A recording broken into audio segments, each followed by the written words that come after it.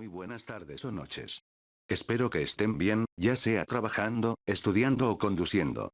Mientras la noche cae, es el momento ideal para abrir las puertas de lo sobrenatural y lo inexplicable, donde cada relato se entreteje con hilos de misterio y horror. Esta tarde/noche daremos inicio a los 5 relatos de terror contados por doctores ocurridos en el psiquiátrico.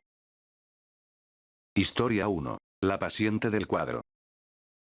Trabajaba en el ala de psiquiatría de un hospital antiguo, uno que parecía más una mansión victoriana que un centro médico moderno.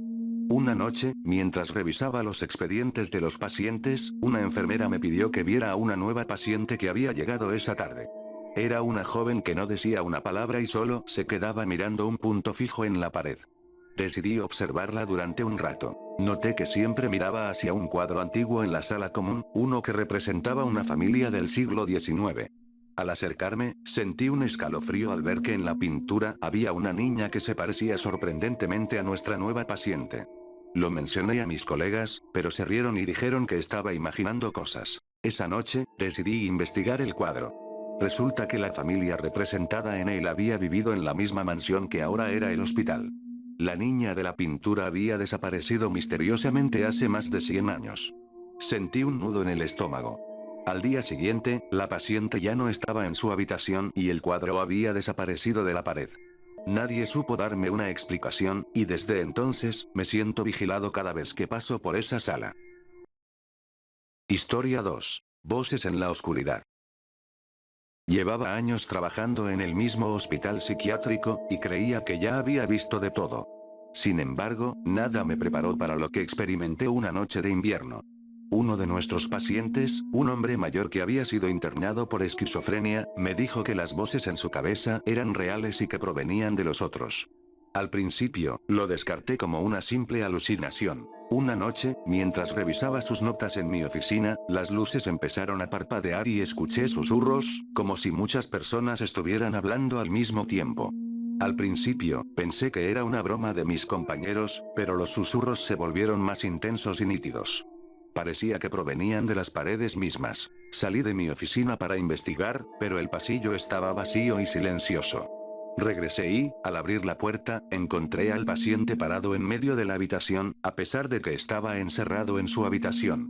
Me dijo que los otros querían que yo escuchara.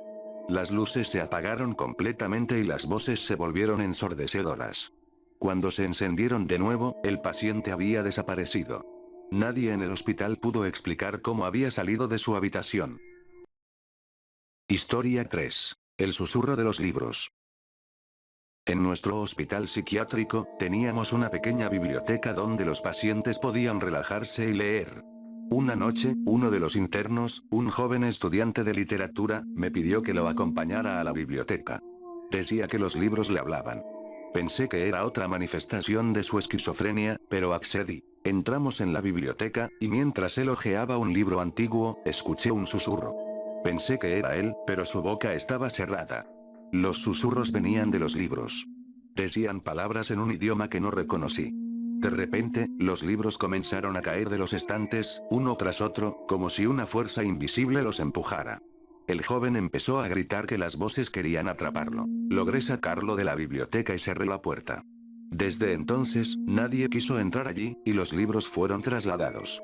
Pero a veces, en las noches más silenciosas, todavía puedo escuchar los susurros cuando paso cerca. Historia 4. Los sueños compartidos. Mis primeros años en psiquiatría fueron una mezcla de entusiasmo y desafíos.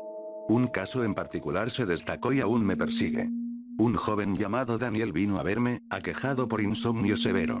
Describió sueños recurrentes y aterradores en los que caminaba por un pasillo interminable, con puertas cerradas a ambos lados y susurros provenientes del otro lado. Cada noche, el sueño terminaba cuando una figura oscura aparecía al final del pasillo, acercándose lentamente hacia él. Lo que más me inquietó fue que, al revisar los archivos de otros pacientes, encontré descripciones casi idénticas de sueños en al menos 4 casos distintos, todos pacientes que no tenían ninguna conexión entre ellos. Intrigado, comencé a reunir a estos pacientes en sesiones de grupo para discutir sus experiencias. Todos describieron la misma figura oscura y la misma sensación de terror creciente. Una noche, decidí quedarme en el hospital y monitorear a Daniel mientras dormía. Instalé una cámara en su habitación y otra en los pasillos cercanos. A las 3 de la mañana, Daniel comenzó a agitarse violentamente en su cama, murmurando incoherencias. Revisé las imágenes de la cámara y, con horror, vi una sombra indistinta moverse por el pasillo hacia su habitación. Aunque la figura no tenía rasgos claros, su presencia era inconfundible y aterradora. El fenómeno se repitió durante varias noches, afectando a todos los pacientes involucrados. Cada uno describía a la figura con más detalle, mencionando una sensación de maldad pura. A pesar de nuestros mejores esfuerzos, no pudimos encontrar una explicación racional. Finalmente, los sueños cesaron tan abruptamente como habían comenzado, pero el miedo y la incertidumbre permanecieron en todos nosotros. Aquel caso dejó una marca indeleble en mi carrera y en mi mente. Historia 5. La sombra. Después de años de experiencia en el campo de la psiquiatría, creía haberlo visto todo.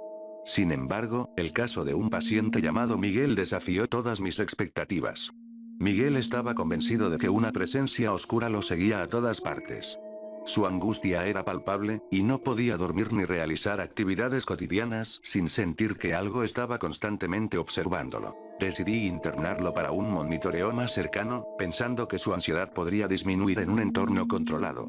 Sin embargo, su condición empeoró. Miguel afirmaba que la presencia se estaba acercando cada vez más y que podía sentir su aliento frío en la nuca. Una noche, mientras revisaba las cámaras de seguridad, vi algo que me heló la sangre. Una sombra indistinta estaba parada detrás de la puerta de la habitación de Miguel, inmóvil, observando. Intenté racionalizarlo como un juego de luces, pero la figura estaba demasiado definida y persistente. Esa misma noche, Miguel falleció en circunstancias extrañas. No había signos de violencia ni una causa aparente de muerte.